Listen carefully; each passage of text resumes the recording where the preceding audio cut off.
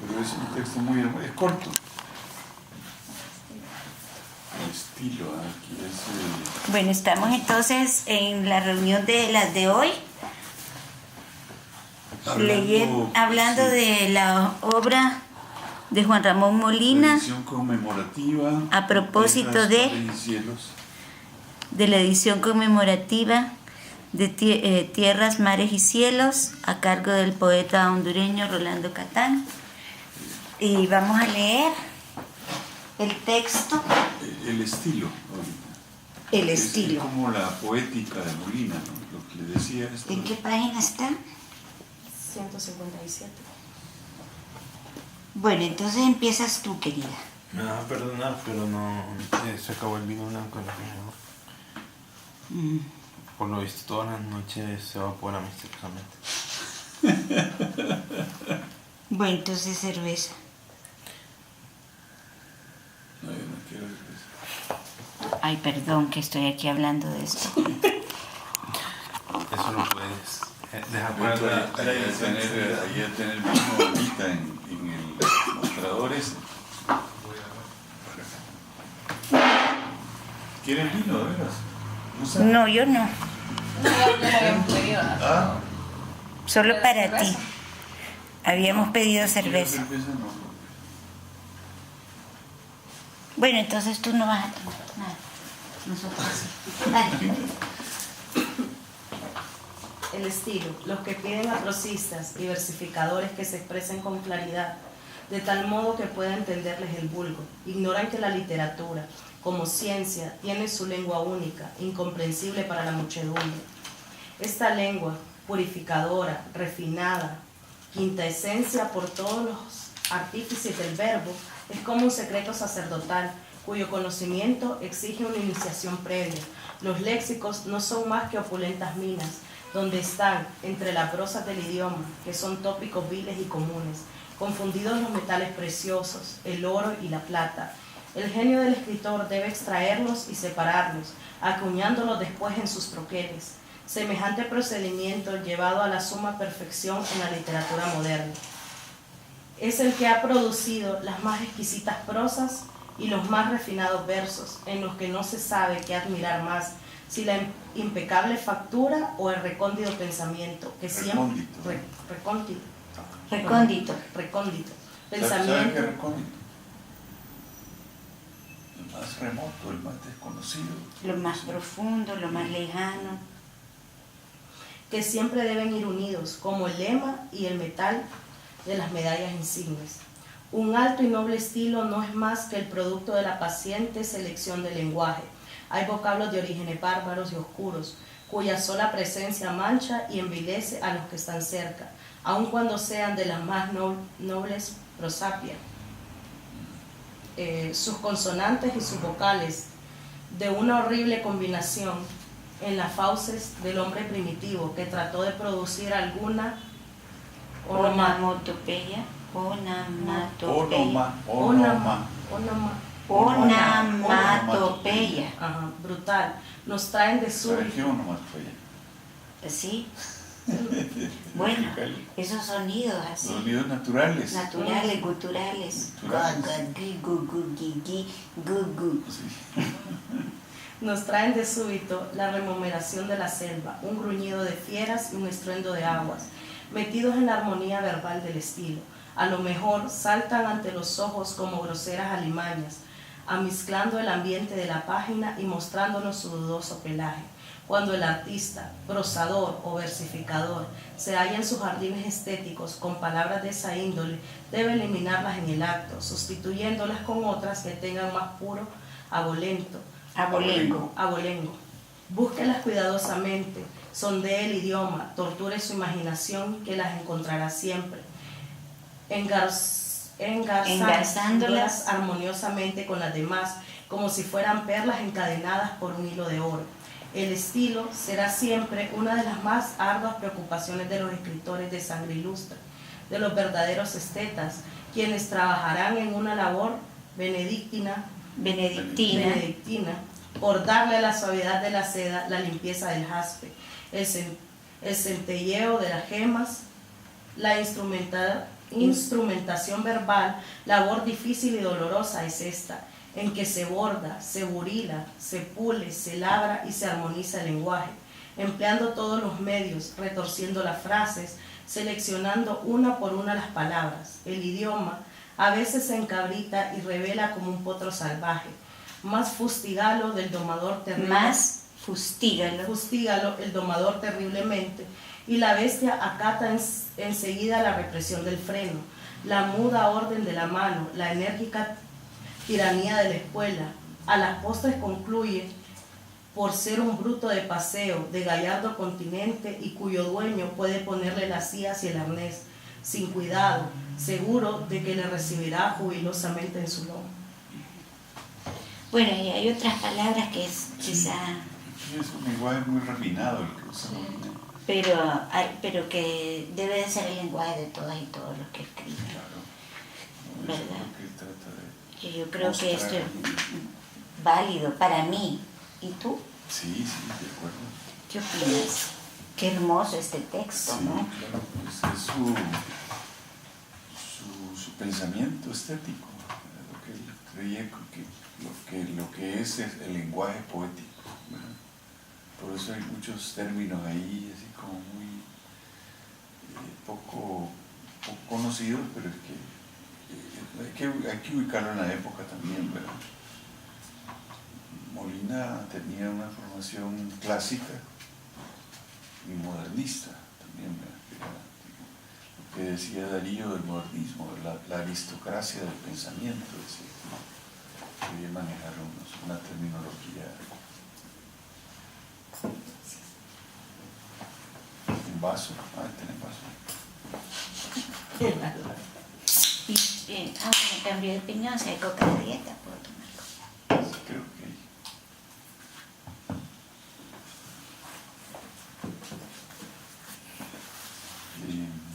¿El Búmex, no, ahorita no. Yo tu mamá que no tomara nada.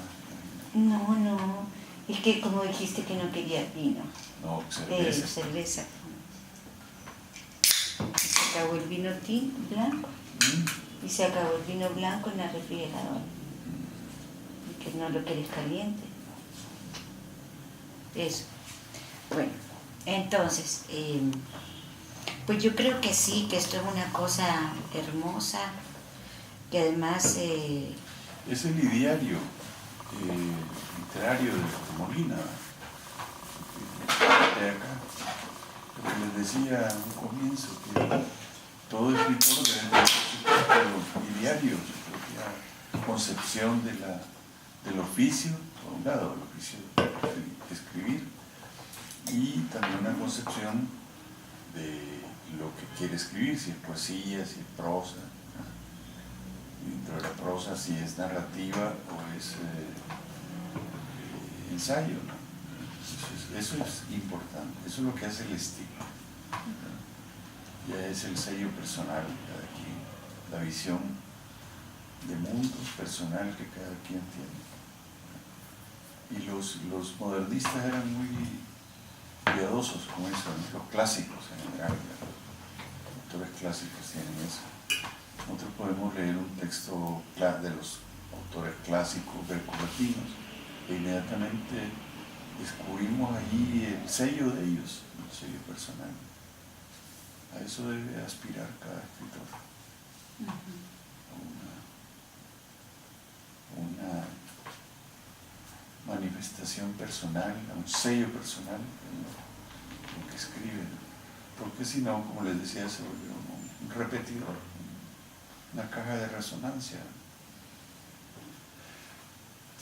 Y eso tuvo Molina, a pesar de que solo una vez salió del ámbito centroamericano, fue esa vez que fue a la conferencia panamericana de Río de Janeiro. Pero Molina le gustaba estar metido aquí en estos barrancos, ¿no? Así dice en la biografía, así en el fondo azul de las montañas hondureñas, ya le puedo leer un fragmento. Molina está aquí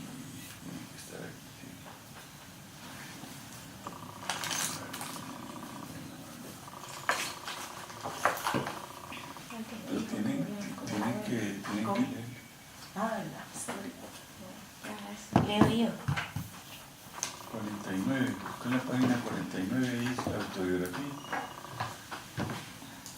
que habla de las remotas soledades, donde él quiere estar ahí en medio de cabañas, dice, pobrecito.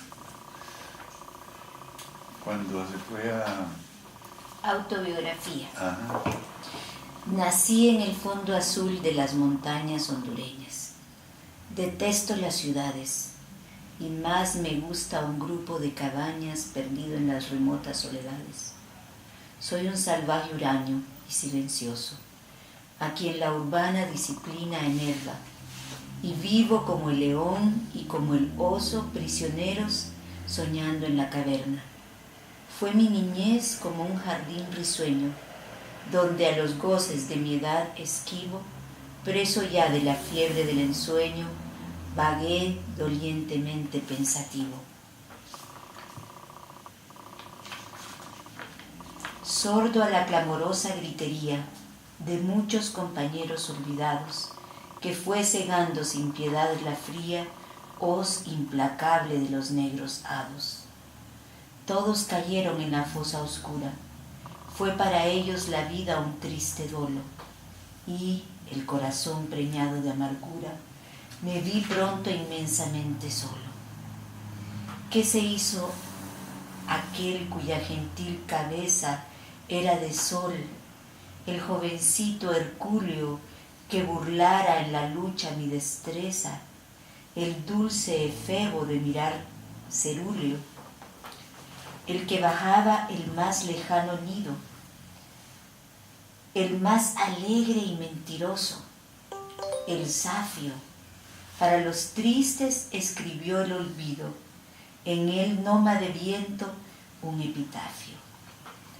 Hada buena la muerte fue para ellos, no conocieron el dolor. La adusta vejez no echó cenizas en sus cabellos, ni doblegó su juventud robusta. Desde mi infancia fui meditabundo, triste de muerte. La melancolía fue mi mejor querida en ese mundo pequeño y sigue siendo todavía. Sentí en el alma un natural deseo de cantar.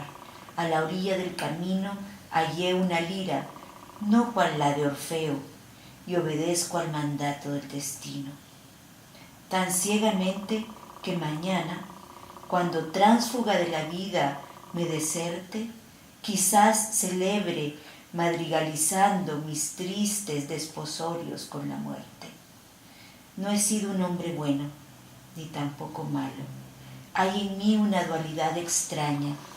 Tengo mucho de cuerdo, algo de loco, mucho de abismo y algo de montaña. Para unos soy monstruosamente vano, para otros muy humilde y muy sincero. El viejo Job le hubiera dicho: hermano, dame tus llagas y tu estercolero. Una existencia asaz contradictoria de placer y dolor, de odio y de arrullo, ha agitado mi ser. Tal es la historia de mi sinceridad y de mi orgullo.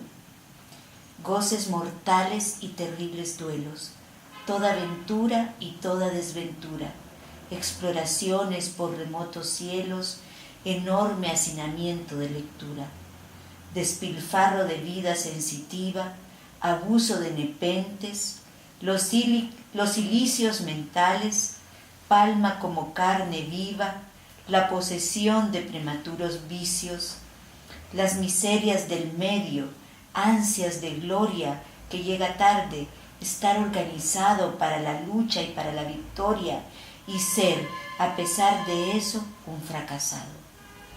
Todo conspira a hacer horriblemente triste al que asciende las mentales cumbres y a que cruce con rostro indiferente o huraño entre las vanas muchedumbres. Ah, mi primera juventud, la cierta, la única juventud, la que es divina, lejos quedó la pobre loba muerta, asesinada por mi jabalina. Al mirarme al espejo, cuán cambiado estoy. No me conozco ni yo mismo. Tengo en los ojos de mirar cansado algo del miedo del que ve un abismo. Tengo en la frente la indecible huella de aquel que ha visto con la fe perdida palidecer y declinar su estrella en los arcanos cielos de la vida. Tengo en los labios tímidos, en esos labios que fueron una rosa pura, la señal dolorosa de 1000 besos dados y recibidos con locura. En dulce cita o en innoble orgía, cuando el empuje de ímpetus fatales, busqué siempre la honrosa compañía de los 7 pecados capitales. Y era mi juventud, en su desgaire, como un corcel de planta vencedora que se lanzaba a devorar el aire, relinchando de júbilo a la aurora. Tengo en todo mi ser, donde me obliga algo a callar mi doloroso grito, una inmensa fatiga, la fatiga del peso abrumador del infinito, la gran angustia, el espantoso duelo de haber nacido por destino arcano para volar sin tregua en todo cielo y recorrer sin rumbo todo océano, para sufrir el mal eternamente del ensueño y así, meditabundo, vivir en las pupilas fijamente clavadas en el corazón del mundo, en el misterio del amor sublime, en la oculta tristeza de las cosas, en todo lo que calla o lo que gime, en los hombres, las bestias y las rosas, y dar a los demás mi risa o llanto, la misma sangre de mis venas, todo en la copa mirífica del canto, hecha de gemas, de marfil o lodo, y no dejar para mis labios nada, y vivir con el pecado dolorido, para ver que, al final de la jornada, mi sepultura cavará el olvido. Hoy, que llegué a la cumbre de los años, ante la ruta que a mis pies se extiende, pongo los ojos de terror huraños, mas exclama una voz: sigue y asciende. ¿Mas para qué, Señor? Estoy enfermo, me consume el demonio del hastío, toda la tierra para mí es un yermo donde me muero de cansancio y frío. He abrevado mis ansias de sapiencia en toda fuente venenosa o pura, en los amargos pozos de la ciencia y en el raudal de la literatura.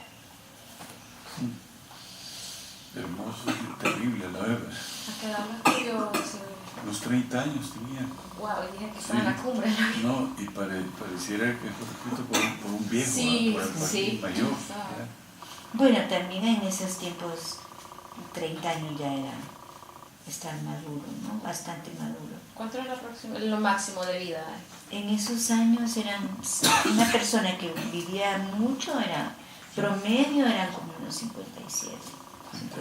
Eso vivió Turcios, Sí, 56 años. sí. Nosotros... Pero parece que está hablando un Sí, viejo, sí. ya así, un hombre de 80 años. Mucha experiencia. Sí, 1000 besos, y muy amargo. en orgías, Sí. y en no sé cuánto. Increíble. Hizo lo que muchos no hacen a los 80. Vivió. Bueno, Es una autobiografía, es lo que él escribió sobre sí mismo, cómo se veía a sí mismo. Y hay mucho dolor ahí también, ¿no? Mucho dolor, cansancio. sí, como mucha, ¿qué le diría? Mucha amargura, mucho... Hastío lo llaman, Sí, ellos, está hastiado. Casi el desprecio por las cosas, ¿verdad? Me imagino tan terrible el ambiente de incomprensión en lo que le tocó vivir. Sí, tremendo. Porque aquí, bueno, ¿qué fue lo que decía él? Que de sobre Tegucigalpa los domingos, que ahí fue. Claro, que fue Tegucigalpa, dice, entre la 1 y las 3 dan ganas de pegarse un tiro, decía. Sí, El aburrimiento. imagínate. Ya de antes ya era aburrido lo que Sí. No tenías que ganar eso. No, ya es viejo. Entonces. Todos lo vivieron. Dan ganas de pegarse un tiro. Mira. Y él, como les decía, pues pasó su vida entre Honduras, El Salvador y Guatemala. Lo apreciaban más en El Salvador, como ocurrió Con tantos como la hondureños. Zambra también. Dionisio de Herrera también Sí. fue de allá, Cabañas, Sí, todos los grandes han ido a dar a El Salvador exiliados, los grandes hondureños sí. y hondureñas. Ahí también murió Josefita Lastiri, la esposa de Dionisio de Herrera también. Curioso, ¿verdad? Que Pero es que de Centroamérica son los países más semejantes. El Salvador, Sí. en costumbres y todo eso son. Así lo he notado yo. Bueno, pues de sangre salvadoreña. Sí. Pero el mismo Turcio no lo querían acá. Turcio se fue al exilio, fue a vivir y a morir a Costa Rica. No quería nadie. Curioso, este es un pueblo bien. A los piensan?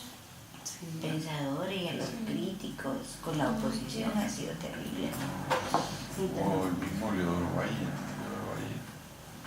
Exiliado en México.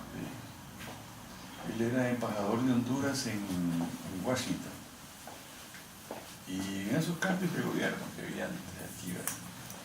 Primera mitad del siglo XIX, lo destituyeron.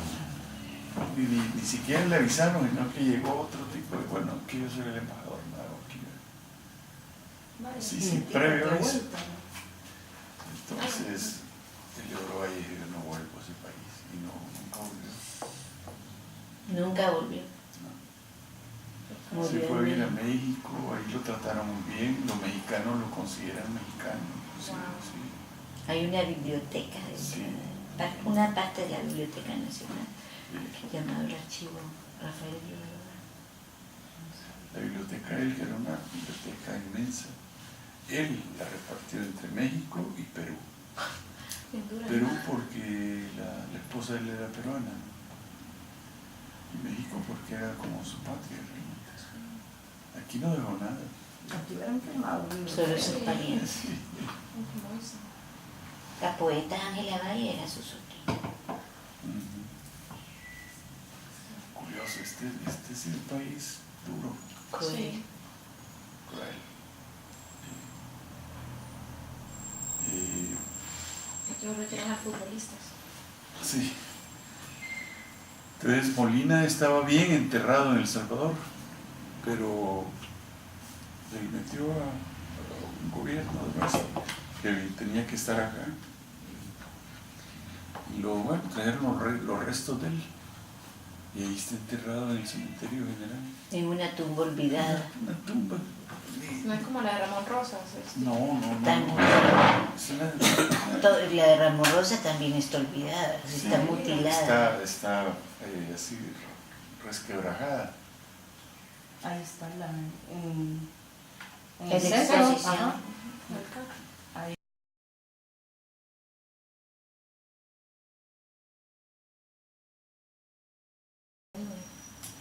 Creo que le tomé una foto que te voy a enseñar. Yo también hice fotos.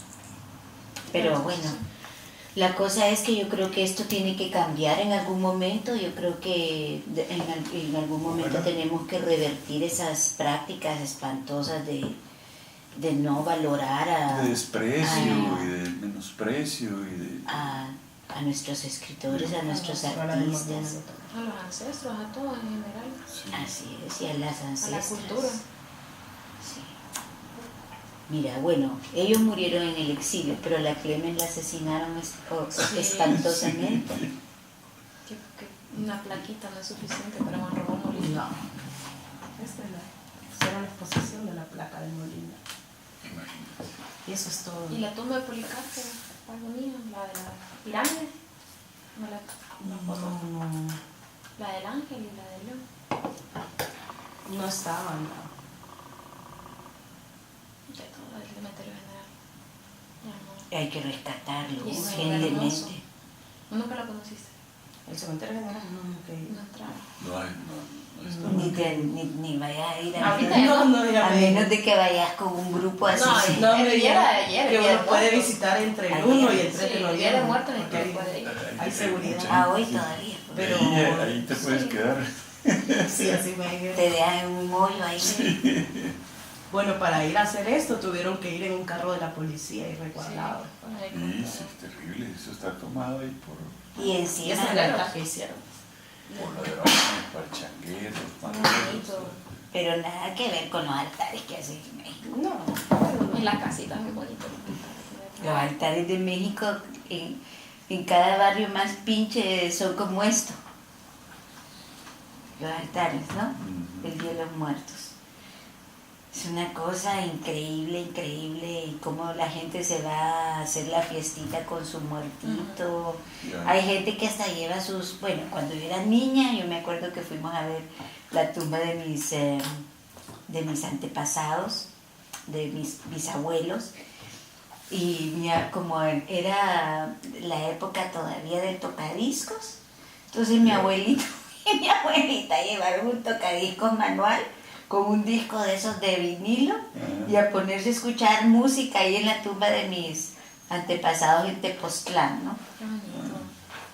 Y así a llevar Todo eso persiste. la rosca de... costumbres. Sí, y a llevar toda la cantidad de flores y comida y tamales como lo que comimos ahí, Ajá. pero más, ¿no?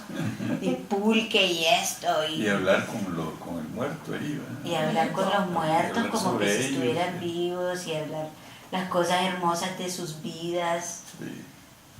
las cosas divertidas, festivas. Lindo. De aquí, cementerio general es peligroso. Ahora sí. Sí. Pero aún así, a pesar de eso, es lindo el esfuerzo que se hizo ayer ahí de hacer ese pequeño altarcito para ver los elementos más importantes de lo que es una festividad de Día de los Muertos en México, que refleja toda la complejidad de la cultura mexicana, ¿no? Y toda la relación tan particular que tienen los mexicanos con la muerte y con la vida, ¿no? Y eso que dice Octavio Paz, que lo dice muy bien, que los mexicanos que solamente en esos días de fiesta es cuando realmente rompen su soledad. Es cuando realmente se salen de su soledad, y es cuando realmente hablan con los demás, con los muertos y con los vivos, y es cuando dicen lo que realmente piensan y sienten, y que no es por nada casual que muchas veces esas reuniones terminan en sangre, porque la gente dice, en actos violentos, porque la gente dice lo que realmente piensa. Fuerte. Sí, pero además hay que pensar una cosa, que eso es algo que no lo dice Octavio Paz, pero que yo lo he estado diciendo, porque eso son reflexiones más recientes, que cuando los españoles vinieron, los mexicas no conocían todo ese tipo de armas que se usan ahora, como machetes y eso. Eran los cuchillitos de obsidiana.